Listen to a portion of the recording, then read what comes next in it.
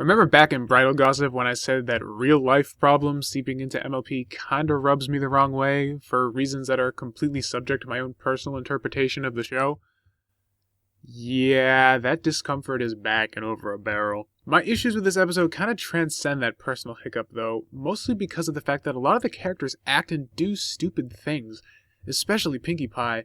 The overall conflict, on top of not being my kind of thing to see in this show, felt doubly awkward when there were so many moments where it could have been resolved if not for the characters acting incompetent. And normally something like this works fine, because if a conflict is easily able to be resolved but isn't due to a character's own shortcomings, then the real conflict becomes a person versus self and not a person versus person, and allows for character development.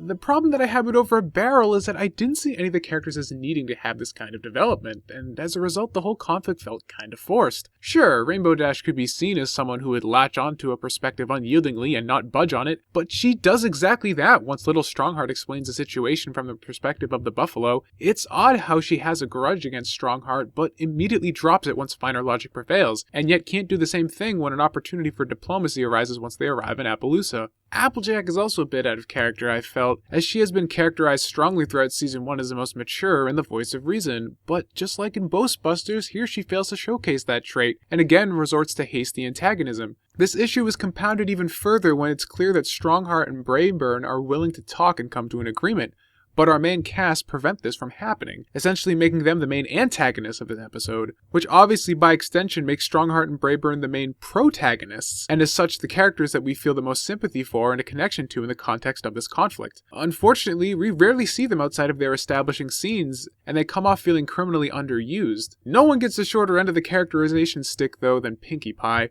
Pinkie is goofy and illogical, yes, but in Over a Barrel, Dave Polsky hits her with the stupid stick a few times, and she acts like a contrived and unnecessary antagonizer in the third act to rekindle the main conflict that really didn't need to be rekindled at all. I'm assuming this is supposed to be a gag, but to me it fell completely flat and just hurt Pinkie's overall characterization. And of course everybody felt off during Pinkie's song and dance number, as Chief Thunderhooves and Sheriff Silverstar both just wreck Pinkie Pie, and none of the main six decide to play defense on that. That was the worst performance we've ever seen.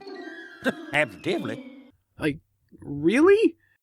Again, this is supposed to be a gag, but to me it just felt cruel. Of course, this awkwardness is redeemed a bit in the end of the episode where they bring the scene back with Twilight's moral and have Pinkie blatantly break the fourth wall to deliver the final punchline, which I thought was great. And that's what's really carried this episode for me. The conflicts and overarching characterizations felt a bit off, but the dialogue and verbal gags were just fantastic. The whole opening scene with Applejack, Rarity, and Bloomberg was awesome, the banter at night and the birth of Cheesy Gordita Tree were just spot on, and the dialogue flowing in that scene was just beautifully done. Overall, there were some great isolated moments in this episode, and some fantastic one-liners, but the conflict and characterization really weren't working for me all that well, so this is kinda low on my personal favorites of Season 1. But again, like I said, my perspective on this kind of episode is heavily skewed, so take all of this with a grain of salt.